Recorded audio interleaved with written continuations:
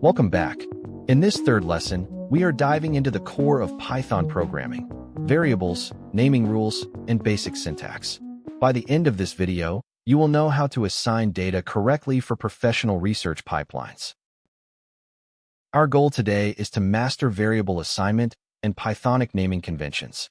As you see, these concepts are non-negotiable for any serious use of Python in statistics, data analysis, or machine learning. A variable is simply a name bound to a value. Python is uniquely flexible because it does not require prior type declaration. The variable is created the moment you assign a value. In the editor, we create the name age and bind it to the value 40. Just like that, Python reserves memory for our data. Names must be precise.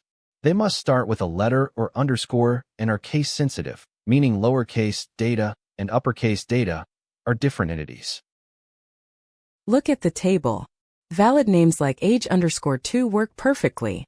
However, starting with a number like toName, or using reserved words like class, or if will cause a syntax error.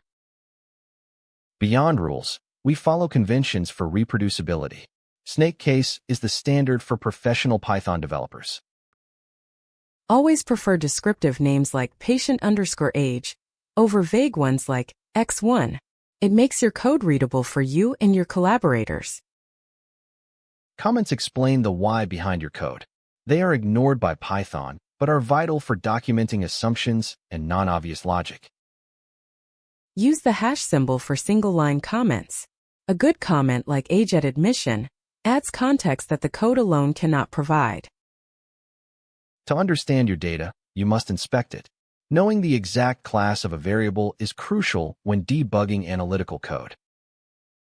We use the print function to see the value and the type function to check the category. Here, age returns class int, confirming it is an integer. Python uses dynamic typing, allowing you to reassign variables easily as your program runs.